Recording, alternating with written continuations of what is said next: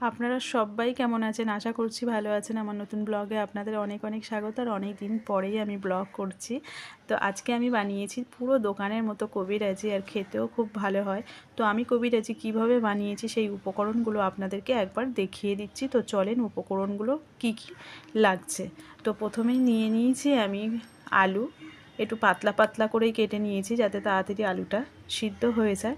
আর নিয়ে নিয়েছি পরিষ্কার করে ধুয়ে কুচানো ধনেপাতা, আর নিয়ে নিয়েছি একটু আদা রসুন কুচিয়ে, আর তার সাথে লাগবে একটু কর্নফ্লাওয়ার, আর নিয়ে নিয়েছি একটু গুঁড়ো লঙ্কা, আর একটু শাহি গরম মশলা, আর নিয়ে নিয়েছি একটু বিরিয়ানি মশলা। বিরিয়ানি মশলা না দিলেও চলবে, আমি টেস্ট বা গন্ধের জন্যই দিয়েছি। আর যেহেতু পনির কবিরাজি হবে তো তার জন্যে 2 প্যাকেট রেড কায়ের পনির নিয়ে নিয়েছি। তো এই উপকরণগুলো এইগুলোই লাগবে, তারপরে আবার দেখাচ্ছি আপনাদেরকে। তো প্রথমে আমি আলুটা একটু সিদ্ধ করে নিয়েছি, সিদ্ধ হয়ে গেছে, জল ঝারিয়ে নিয়েছি। আর তারপরে নিয়ে নিয়েছি একটু পনিরগুলো টুকরো টুকরো করে কেটে, মানে খুব টুকরো করিনি, ভালোই চওড়া চওড়া পিস রেখেছি যেহেতু কাটলেটের শেপ দেব। তো তার জন্য একটু পনিরগুলো চওড়া চওড়া করেই আমি কেটেছি ছুরি দিয়ে। তেল গরম হয়ে গেছে, আর আদা রসুন কুচিয়ে রেখেছিলাম সেই আদা রসুনটা দিয়ে দিলাম তেলের মধ্যে। যেহেতু আদা রসুন কাঁচা দিলে কাঁচা গন্ধ বেরাবে, তাই জন্য হালকাভাবে একটু নেড়ে ভেজে নিচ্ছি আদা রসুনটা, তাহলে কাঁচা গন্ধটা চলে যাবে।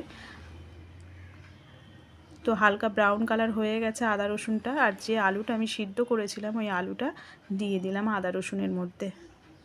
এবার ভালো করে নাড়াচাড়া করতে হবে, তারপরে একে একে অন্য অন্য মশলাগুলোও দিয়ে দিতে হবে। আর একটু খুন্তির সাহায্যে একটু খুঁচিয়ে খুঁচিয়ে আলুগুলো ভেঙে নিচ্ছি, আর তারপরে একটা হ্যান্ড ব্লান্ডারের সাহায্যে আমি ওটাকে ম্যাশ করে নেব আলুটাকে।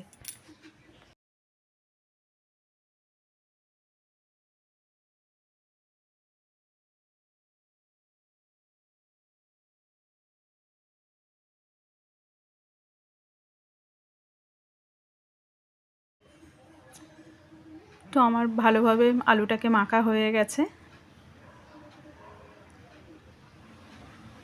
আর এবার দিয়ে দিচ্ছি একটু স্বাদ মতো নুন। সিদ্ধ করার সময় আলু যখন আমি সিদ্ধ করেছিলাম তখন একটু নুন দিয়েছিলাম, তাই এখন একটু অল্প পরিমাণে নুন দিলাম, আর একটু গুঁড়ো লঙ্কা দিলাম। কেউ যদি বেশি ঝাল খায় তো সে অনেকটাই লঙ্কা দিতে পারে, যেহেতু আমরা কম লঙ্কা খাই, ঝাল খাই, তার জন্য অল্প লঙ্কা গুঁড়ো দিয়েছি। আর দিয়ে দিলাম একটু বিরিয়ানি মশলা, আর দিয়ে দিচ্ছে একটু শাহি গরম মশলা। সবই অল্প পরিমাণে দিতে হবে, যেহেতু আলুর পরিমাণটা খুবই কম, তার জন্য অল্প অল্প পরিমাণে মশলা দিয়েছি। তো দিয়ে আলুর সঙ্গে ভালোভাবে মশলাগুলো ভালো করে মিশিয়ে নিতে হবে খুন্তির সাহায্যে। যেহেতু পনির কবিরাজি আমি করছি, তো শুধু পনিরের গায়ে তো আর বিস্কুটের গুঁড়ো ধরে না, তার জন্য এই আলুর পুরটা বানানো। তো আপনারা দেখতে থাকেন আমি কিভাবে পনির কবিরাজি করছি।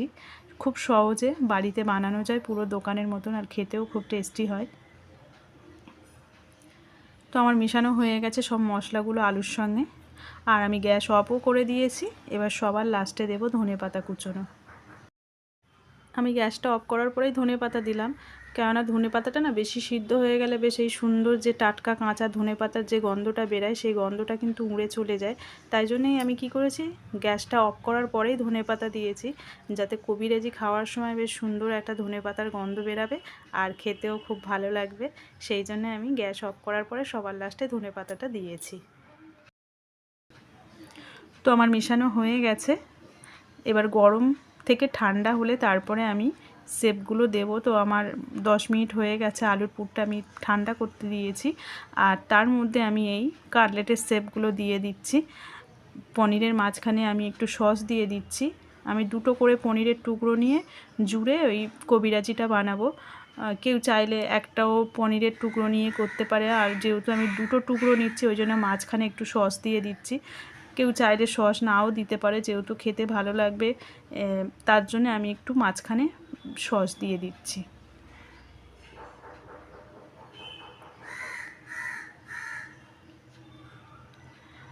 তো সবগুলো আমার হয়ে গেছে, এবার এর গায়ে যে আলুর পুরটা আমি বানিয়েছি সেই পুর দিয়ে এবার শেপ দেব। তো যে আলুর পুরটা আমি বানিয়েছিলাম, আমার যেহেতু 6 টুকরো পনিরের কাটলেট হয়েছে, তো তার জন্য আমি 6 টুকরোই আমি আলুর পুরটা 6টা টুকরো ভাগ করে নিয়েছি, নিয়ে পনিরের গায়ে ভালো করে আমি লাগিয়ে দিচ্ছি। আর 2 পিঠেই লাগাতে হবে, নাহলে এক পিঠে যেহেতু লাগাই তা আর এক পিঠে বিস্কুটের গুঁড়ো ধরবে না, তার জন্যে আমার আলুর পুরটা পনিরের 2 পিঠেই লাগাতে হবে। তাই জন্যে পনিরের চারদিকেই আমি সুন্দরভাবে কভার মতো করে আলুর পুরটা দিয়ে দিচ্ছি, যাতে আর কি বিস্কুটের গুঁড়োটা ভালোভাবে লাগে চারদিকে। তো এই যে আমি কভার করছি সুন্দরভাবে চারদিকে। তো এরকমভাবে শেপ পুরো 6টা করেছি আমি, 6টাতে এরকমভাবে লাগিয়ে দেব। পুরো সুন্দরভাবে ধরে ধরে ধৈর্য নিয়ে চারিদিকেই লাগিয়ে দিতে হবে বিস্কুটের গুঁড়োটা, যাতে আর কি ভালোভাবে ধরে। তো চারপাশেই দেখেন আমি সুন্দরভাবে লাগিয়ে নিয়েছি। তো একটা কাটলেটের শেপ আমার আলুর পুর দিয়ে করা হয়ে গেছে, আর বাদবাকি সবগুলোই এরকমভাবে করে নিয়েছি। দেখেন 6টা।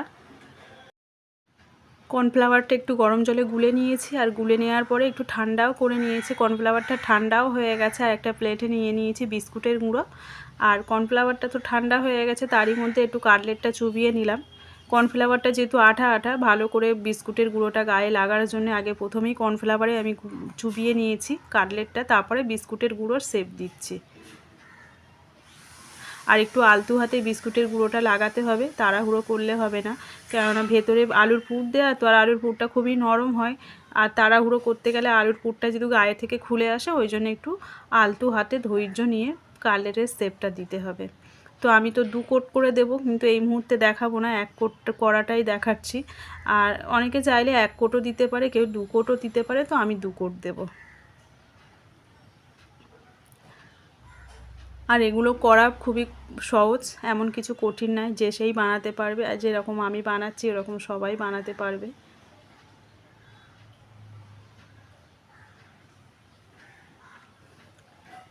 তো আমার একটা কাটলেটের শেপ দেওয়া হয়ে গেছে, এরকম বাদবাকি আরও 5টা করে নেব। তো 6টা কাটলেট আমার হয়ে গেছে বানানো, এবার ফ্রিজে রেখে দেবো 1 ঘন্টা।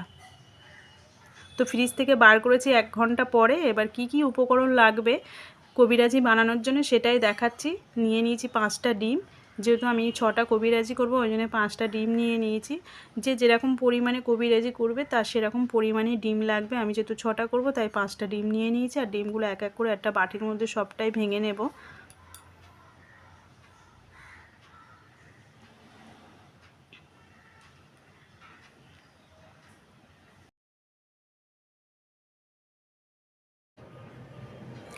পাঁচটা ডিম সব আমার ভাঙা হয়ে গেছে, আর এর মধ্যে একটু পরিমাণ মতন এই যে নুন দিয়ে ফাটিয়ে নেব ভালো করে। তারপরে দেব কর্নফ্লাওয়ার। এই ডিমের মধ্যে কিন্তু কর্নফ্লাওয়ার দিতেই হবে। আপনি যদি মনে করেন যে কর্নফ্লাওয়ারের জায়গায় অন্য কিছু দেব, বেসন বা ময়দা, তাহলে কবিরাজির ওপরে যে কোটিংটা তৈরি হয় ঝুড়ো ঝুড়ো, ওইটা কিন্তু একদমই কর্নফ্লাওয়ার ছাড়া হবেই না। কর্নফ্লাওয়ার তো দিতেই হবে। তো পরিমাণ মতো আমি কর্নফ্লাওয়ার দিচ্ছি, দিয়ে ভালো করে ডিমের সঙ্গে মিশিয়ে নিতে হবে যাতে লাম্পস না থাকে। তারপরে এটা 10 মিনিট রেস্টে রাখতে হবে। 10 মিনিট বা 15 মিনিট, কেউ 20 মিনিটও রাখতে পারে, একটু রেস্টে রেখে তারপরে এই কোটিংটা তৈরি করতে হবে।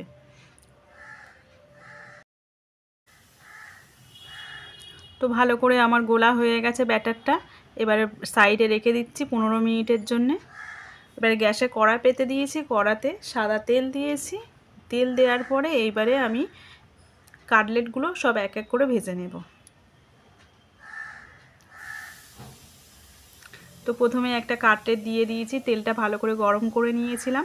আর এমন নয় যে অনেকক্ষণ ধরে সিদ্ধ করতে হবে, ভেতরে কিছু কাঁচা আছে সেটাকে সিদ্ধ করতে অনেক টাইম লাগবে, ধৈর্য হালকা আছে ভাজতে হবে, এরকম কিছু নয়।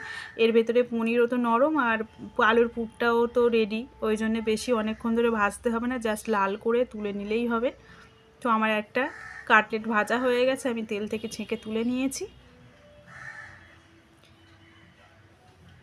তো ভালো করে আমি তেলটা ঝারিয়ে নিচ্ছি।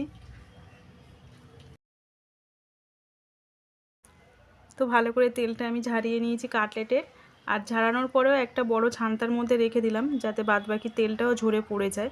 আর এই কড়াইয়ের মধ্যেই আমি আর একটা কাটলেট দিয়ে দিলাম।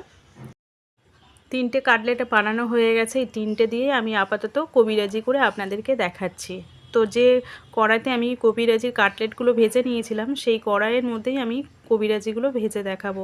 তো ওই যে ব্যাটারটা আমি গুলে রেখেছিলাম ওই ব্যাটারটাই এখন গরম তেলের উপরে দিয়ে দিচ্ছি, আর তেলটা ভীষণ গরম করে নিয়েছিলাম। তারপরেই এই কোটিংটা আমি বানাচ্ছি। তো এই কোটিংটা অনেকেই সুতো সুতো মতো করে, আমি একটু চওড়া চওড়া করছি। এরকমভাবে আঙুলের সাহায্যে কোটিংগুলো তেলের উপরে দিতে হবে সুন্দরভাবে। তো আমার যেহেতু কড়াইয়ের মধ্যে অনেকটা তেল নেই সেই জন্যে আমি একটা ভাঁজ করে তারপরে আবারও একবার কোটিং করে তারপরে কবিরাজিটা বানাবো।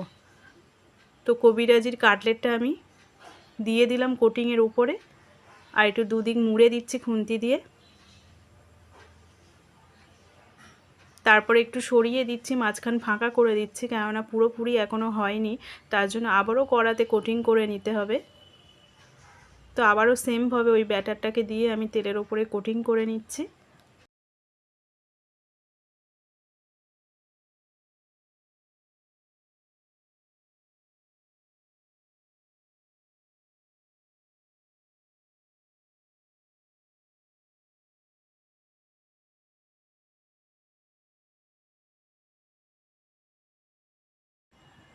কোটিংটা দেয়া হয়ে গেছে, এবার কবিরাজিটা আমি উল্টে দেবো খুন্তি দিয়ে, কেননা এক পিঠ এখনও কোটিং আমার লাগানো হয়নি, সেই জন্য এই যে এক পিঠ আমি উল্টে দিলাম। এবার সবটাই দেখেন কভার হয়ে গেছে, আর কিছুক্ষণ আরও ভেজে নিয়ে তারপরে আমি কবিরাজিটা তুলে নেব।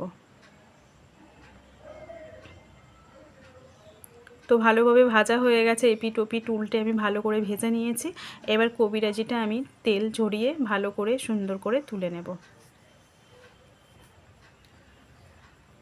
আর এর গায়ে প্রচুর পরিমাণে তেল রেখে দেয় টেনে, সেই জন্য অনেকক্ষণ ধরে তেলটাকে ঝারিয়ে নিতে হবে।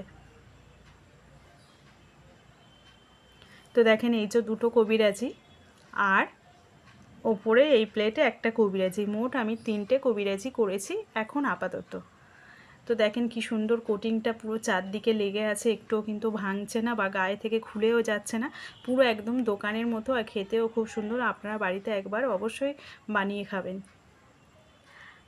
তো আমার 3টে কবিরাজি হয়ে গেছে, আর এরকম গরম গরম সস দিয়ে আর পেঁয়াজ আর শসা দিয়ে পরিবেশন করবেন আপনারা। তো আমার ভিডিওটা যদি ভালো লাগে তো আপনারা প্লিজ আমার চ্যানেলটাকে সাবস্ক্রাইব করবেন, আর তার সাথে সাথে লাইক কমেন্ট শেয়ার করবেন। তো আজকে ভিডিও এই পর্যন্ত, টাটা, গুড নাইট, আপনারা সবাই ভালো থাকবেন। আবার দেখা হচ্ছে আগামী কোনো একটা নতুন ভিডিওতে। টাটা।